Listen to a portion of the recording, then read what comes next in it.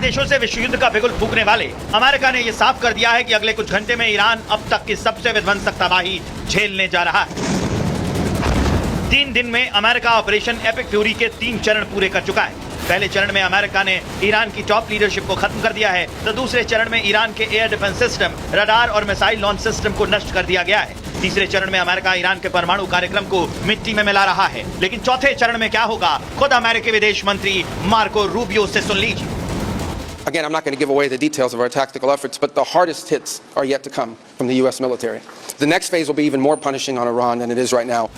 America पूरी रणनीति के तहत ईरान में तबाही मचा रहा है। इसके लिए बाकायदा अमेरिका के गैंग्स ऑफ 8 सुपर एक्टिव हैं। ऑपरेशन की minute to minute monitoring America का गैंग्स ऑफ 8 ही कर रहा है। ट्रम्प के ये वही 8 राजदार हैं जिन्होंने हमले से पहले ही ईरान का अंजाम तय कर दिया था। गैंग्स ऑफ 8 अमेरिका की सत्ता का सबसे गोपनीय और ताकतवर समूह माना जाता है। गैंग्स ऑफ 8 में सदन के अध्यक्ष, सदन के अल्पसंख्यक नेता, सीनेट के बहुमत नेता, सीनेट के अल्पसंख्यक नेता, सीनेट के इंटेलिजेंस कमेटी के अध्यक्ष, इंटेलिजेंस कमेटी के उपाध्यक्ष, हाउस इंटेलिजेंस कमेटी के अध्यक्ष और हाउस इंटेलिजेंस कमेटी के रैंकिंग सदस्य शामिल हैं। किसी भी बड़े सैन्य अभियान से पहले राष्ट्रपति को इस ग्रुप को भरोसे में लेना जरूरी होता है।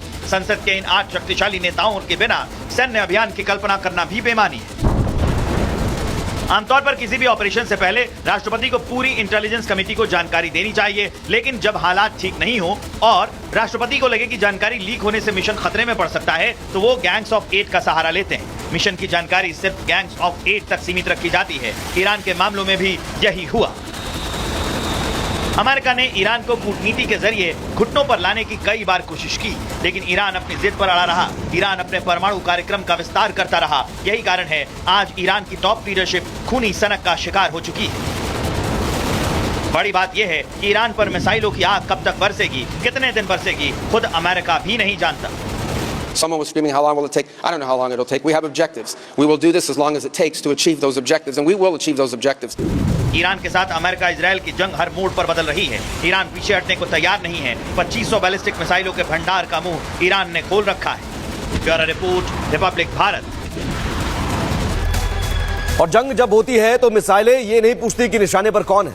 ईरान के मिनाब शहर से आई 165 मासूम स्कूली छात्राओं के जनाजे की तस्वीर में पूरी दुनिया को झकझोर दिया है। बीते 28 फरवरी को मिनाब के एक स्कूल पर हुए हमले में 165 मासूम बच्चियों की जान चली गई। इसके बाद आज जब एक साथ उन बच्चियों के जनाजे उठे तो हर किसी का कलेजा कांप गया। अब सवाल यह है कि इन मासूमों का क्या कसूर था? क्या बातचीत की हर राह बंद हो चुकी है?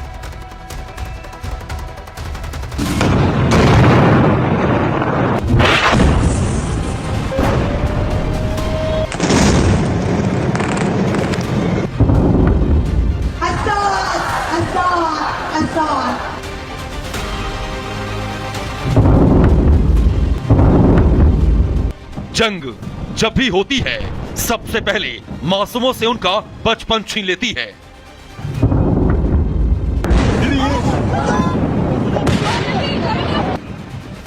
मिसाइलें न उम्र देखती हैं और न ही मासूमियत। शायद यही वजह है कि हर जंग की सबसे बड़ी कीमत बेगुनाह चुकाते हैं।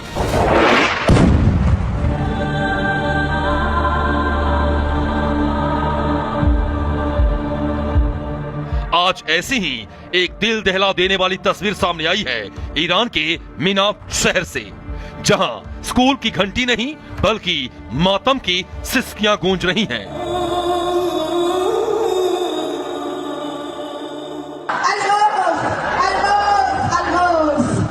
ईरान के दक्षिणी प्रांत होर्मुजगान के मिनाब शहर में 28 फरवरी को एक स्कूल पर हमला हुआ। हमला इतना भीषण था कि स्कूल की इमारत खंडहर में बदल गई। चारों तरफ मलबों का पहाड़ बन गया। इस हमले में 165 मासूम स्कूली बच्चियों की मौत हो गई। आज उन्हीं मासूम बच्चियों का सामूहिक जनाजा निकाला गया।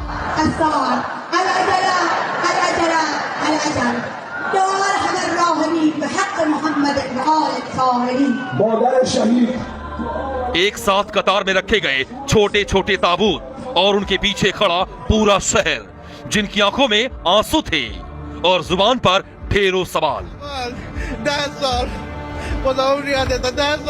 ये वो बच्चियां थीं जो किताबों में सपने ढूंढती थी, जो कल डॉक्टर, टीचर या फिर वैज्ञानिक बनना चाहती थी, लेकिन आज उनके सपने सफेद कफन में लिपटे हुए हैं।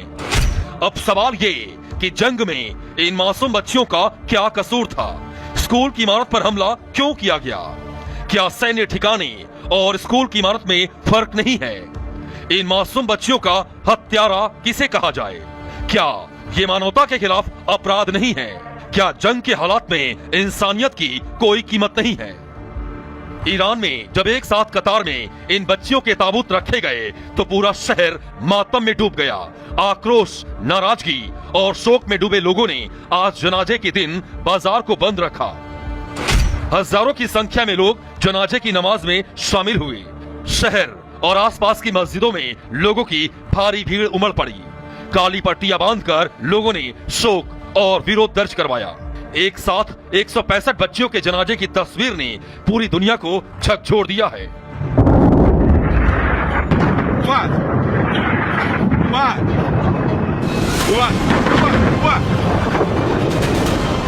आपको बता दें कि हमले के बाद स्कूल की इमारत का एक बड़ा हिस्सा ढह गया था।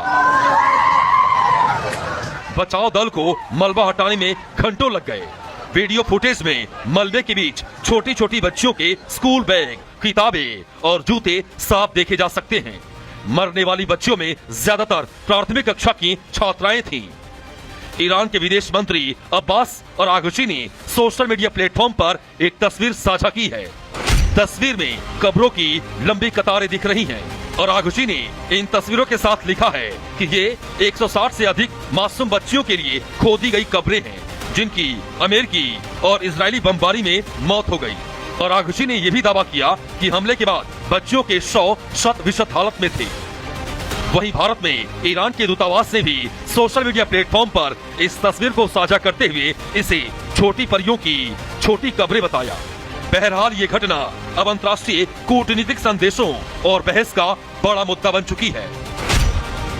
वहीं ईरान ने इस हमले को नागरिक बुनियादी ढांचे पर सुनियोजित हमला बताया। संयुक्त राष्ट्र में ईरान ने इसे युद्ध अपराध और मानवता के खिलाफ अपराध करार दिया। वहीं दूसरी ओर इजरायल ने मीनाब क्षेत्र में किसी भी हमले से इनकार किया है। अमेरिका की सेना का कहना है कि वो नागरिकों को हुए नुकसान की रिपोर्ट की जांच कर रही है।